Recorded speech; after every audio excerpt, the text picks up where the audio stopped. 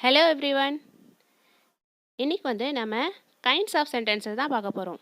Last கிளாஸில் நம்ம sentence and subject and predicate பார்த்துருந்தோம். சென்டென்ஸ்னால் என்னென்னு சொல்லியிருந்தோன்னா, சென்டென்ஸ்னால் குரூப் ஆஃப் வேர்ட்ஸ்னு சொல்லியிருந்தோம். சப்ஜெக்ட்னா என்ன, ப்ரிடிகேட்னா என்னன்னு சொல்லியிருந்தோம். அதோட கண்டினியூஷன் தான் இன்றைக்கி பார்க்க போகிறோம். கைண்ட்ஸ் ஆஃப் சென்டென்சஸ், அதாவது சென்டென்ஸ் எத்தனை வகைப்படும், அது என்னென்ன அப்படின்றதான் இன்றைக்கி பார்க்க போகிறோம். சென்டென்ஸ்னால் பொதுவாக நம்ம சொல்லியிருந்தோம், group of words is called sentence சொல்லியிருந்தோம். சென்டென்ஸோடைய வகைகள் அப்படின்றது எப்படி பிரிக்கிறாங்கன்னா, அது எந்த விஷயம் செய்யுது, எப்படி சென்டென்ஸ் ஆரம்பிக்குது முடிக்குது அப்படின்ற பொறுத்து அது எந்த வகையான சென்டென்ஸ் சொல்லியிருக்காங்க. இங்கே 6th ஸ்டாண்டர்டில் நம்மளுக்கு என்ன சொல்லியிருந்தாங்கன்னா, statement, question, request, instruction, command, surprise, wonder, strong emotion அப்படின்னு சொல்லி 4 வகையில் பிரிச்சிருக்காங்க. இது புரிகிற மாதிரி சொல்லணும் அப்படின்னா சிம்பிளாக த 4 இங்கிலீஷ் சென்டென்ஸ் டைப் அப்படின்னு சொல்லி பிரிச்சிருக்காங்க. என்னென்னா, first declarative sentences, interrogative sentences, imperative sentences, exclamative sentences சொல்லியிருக்காங்க. டிக்ளரேட்டிவ் சென்டென்ஸ் அப்படின்னா என்னென்னா, அது ஒரு ஸ்டேட்மெண்ட். அது எப்போவுமே இட் டெல்ஸ் அஸ் சம்திங், ஒரு இன்ஃபர்மேஷன், ஒப்பீனியன் அல்லது ஒரு ஃபேக்டை நம்மளுக்கு சொல்லும். அதுதான் ஸ்டேட்மெண்ட் சென்டென்ஸ்னு சொல்லுவாங்க. அடுத்து இன்ட்ராகேட்டிவ் அப்படின்னா இது question. It ask as something. ஏதாவது ஒரு கொஷினை கேட்கும், ஏதாவது ஒரு இன்ஃபர்மேஷன் நம்மக்கிட்ட கேட்குற சென்டென்சஸ் என்னன்னு சொல்லுவாங்கன்னா இன்ட்ராகேட்டிவ் சென்டென்சஸ் சொல்லுவாங்க. அடுத்து இம்பேரேட்டிவ் அப்படின்னா என்னென்னா command. It tells us to do something. It tells us to do something சொல்லுவாங்க. இது ரெக்வஸ்ட்டு, ஆர்டரு, இது எல்லாமே இதில் அடங்கும். அடுத்து 4th type and last type என்ன சொல்கிறாங்கன்னா எக்ஸ்க்ளமேஷன் மார்க்கோடு இருக்கும்.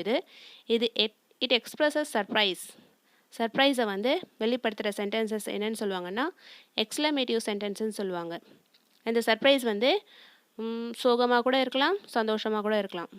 எந்த ஒரு ஸ்ட்ராங் எமோஷனை வெளிப்படுத்துகிற சென்டென்சஸ் என்னன்னு சொல்லுவாங்கன்னா எக்ஸ்க்ளமேட்டிவ் சென்டென்சஸ்ன்னு சொல்லுவாங்க. இது புக்கில் எப்படி கொடுத்துருக்காங்க அப்படின்னா, இது புக்கில் statement, question, request, instruction, command, surprise, wonder, strong emotion அப்படின்னு 4 வகையாக பிரித்து கொடுத்துருக்காங்க. முதல்ல சென்டென்ஸ்னால் என்னன்னு சொல்லியிருக்காங்கன்னா, எ sentence begins with a capital letter and ends with a full stop R question mark R and exclamation mark அப்படின்னு சொல்லியிருக்காங்க. அதாவது கேபிட்டல் லெட்டரில் சென்டென்ஸ் ஆரம்பிக்கும், ஃபுல் ஸ்டாப்பில் முடியும், கொஷின் மார்க்கில் முடியும் அல்லது எக்ஸ்க்ளமேஷன் மார்க்கில் முடியும்னு சொல்லியிருக்காங்க. முதல்ல நம்ம பார்த்தது ஸ்டேட்மெண்ட் சொல்லியிருந்தோம். ஸ்டேட்மெண்ட் அப்படின்னா என்னென்னா, when a sentence is a statement, it gives a fact or opinion and we end it with a full stop அப்படின்னு சொல்லியிருக்காங்க. இதில் எக்ஸாம்பிளுக்கு ஒரு சென்டென்ஸ் கொடுத்துருக்காங்க பாருங்கள். Ducks swim in water. அதாவது டக்ஸ் வாட்டரில் ஸ்விம் பண்ணிதுன்னு சொல்லியிருக்காங்க. அது ஒரு ஒப்பீனியன் அல்லது இன்ஃபர்மேஷன் சொல்லலாம். இது ஒரு ஸ்டேட்மெண்ட். ஒரு இன்ஃபர்மேஷனை இந்த சென்டென்ஸ் நமக்கு சொல்லுது, அதனால் இது ஒரு ஸ்டேட்மெண்ட்.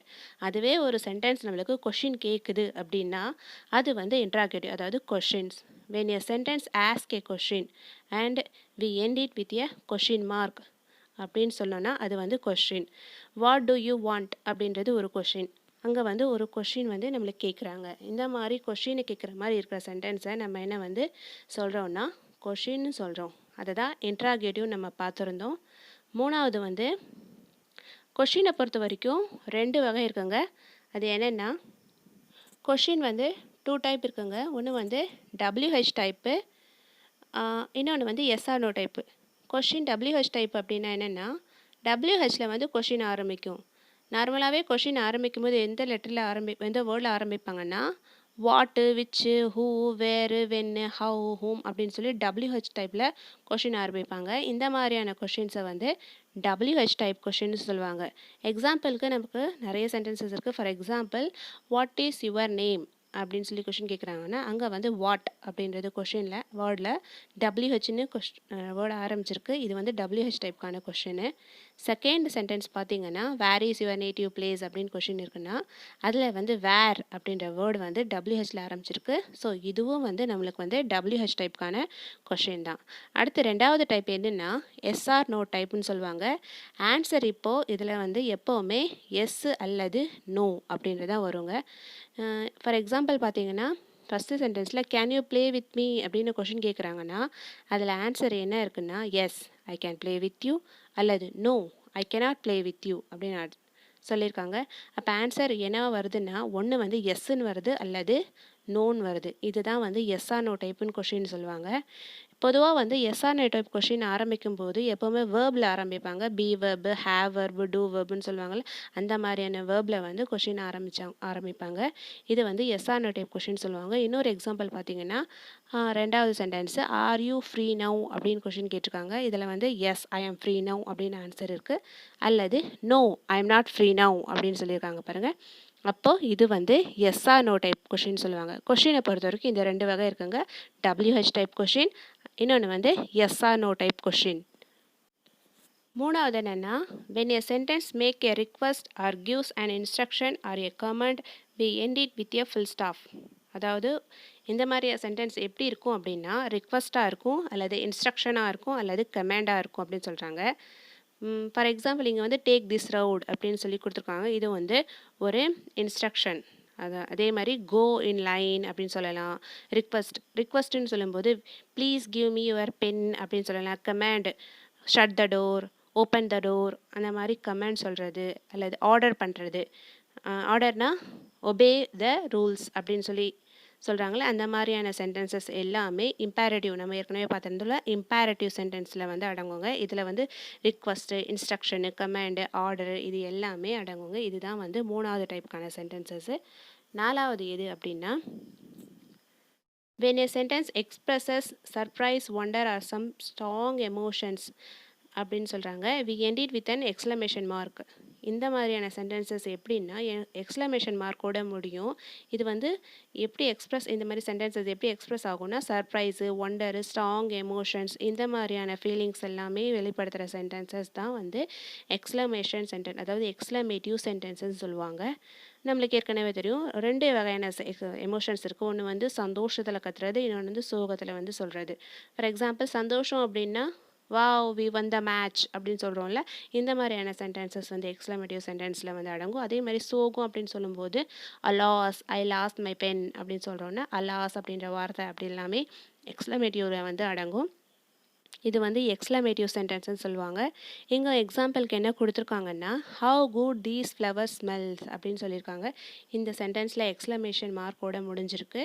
இதுதான் வந்து எக்ஸ்க்ளமேட்டிவ் சென்டென்ஸ் சொல்லுவாங்க. இப்போது 4 வகையான சென்டென்சஸ் இருக்குது. ஒன்று வந்து statement, question, request, instruction, command, surprise, wonder, strong emotions.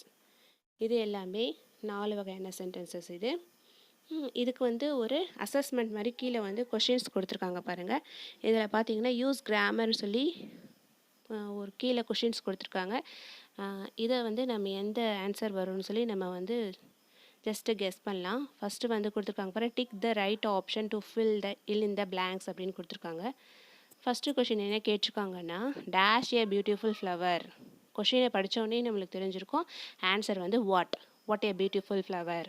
இங்கே வந்து என்ன அசஸ்மெண்ட் அப்படின்னா எந்த வகையான சென்டென்ஸ் இது அப்படின்னு சொல்லி கேட்டோம்னா இது வந்து எக்ஸ்க்ளமேஷன் மார்க்கோட முடிஞ்சிருக்கு. அதனால் இது வந்து எக்ஸ்க்ளமேட்டிவ் சென்டென்ஸ் அப்படின்னு சொல்லலாம்.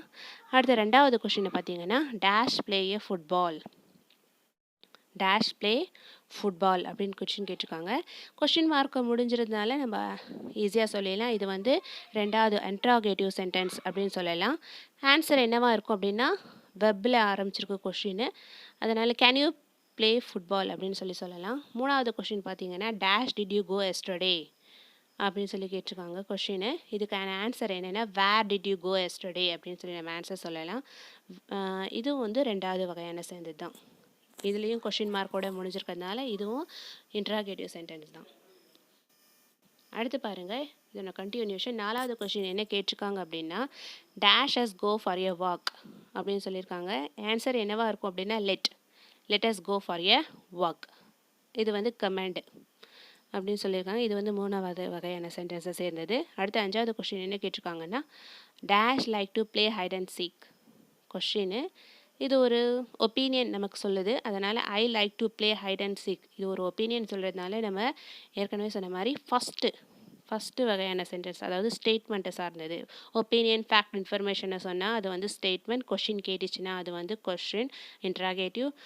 ஆர்டர், இன்ஸ்ட்ரக்ஷன், ரிக்வஸ்ட் இது எல்லாமே வந்துச்சுன்னா அது வந்து இம்பேரேட்டிவ், அதாவது மூணாவது வகையை சேர்ந்தது. நாலாவது சர்ப்ரைஸ் ஸ்ட்ராங் எமோஷன்ஸை வந்து வெளிப்படுத்துகிற சென்டென்சஸ் இருந்துச்சுன்னா அது வந்து எக்ஸ்க்ளமேட்டரி சென்டென்ஸ், அதாவது நாலாவது வகையான சேர்ந்தது. ஸோ 4 வகையான சென்டென்சஸ் இருக்குங்க. அந்த சென்டென்ஸ் செய்கிற வேலையை பொறுத்து அது வந்து எந்த வகையான சென்டென்ஸ், எந்த கைண்டை சேர்ந்தது அப்படின்னு சொல்கிறாங்க. இது வந்து பேசிக் தாங்க. இது வந்து நமக்கு வந்து அடுத்த கிராமர் வந்து தெரிஞ்சுக்கிறதுக்கு இது வந்து ரொம்ப ரொம்ப பேசிக்காக இருக்கும். இந்த வகையான சென்டென்சஸை வச்சு தான் நம்ம degrees of comparison, simple complex compound, direct and indirect speech எல்லாமே இது பேசிக்கான சென்டென்ஸை பொறுத்து தான் இந்த எல்லா கிராமரும் வரும். இதில் வந்து கீழே கொடுத்துருக்காங்க பாருங்கள், இந்த பேசிக் வந்து தெரிஞ்சுக்கிறது ரொம்ப நல்லது. கீழே என்ன கொடுத்துருக்காங்கன்னா, look at the punctuation of these sentences, why are they punctuated differently, discuss in கிளாஸ்ன்னு சொல்லி பசங்களுக்கு வந்து கொடுத்துருக்காங்க. இங்கே வந்து one always felt like drawing close to him அப்படின்னு சொல்லியிருக்காங்க. But no one ever come here, who is going to see them, come here, இந்த மாதிரி கொடுத்துருக்காங்க பாருங்கள். இது வந்து என்ன ஆன்சர் அப்படின்றது நீங்கள் கமெண்டில் வந்து சொன்னீங்கன்னா உங்களுக்கு வந்து அண்டர்ஸ்டாண்ட் ஆகிருக்கும்னு நம்புகிறேன். இதுக்கான ஆன்சர் வந்து அதாவது எந்த வகையான சென்டென்சஸ் இது சார்ந்தது, பஞ்சுவேஷனை பொறுத்து அது எந்த கைண்ட் அப்படின்றது கொஞ்சம் சொல்லுங்கள். தேங்க்யூ.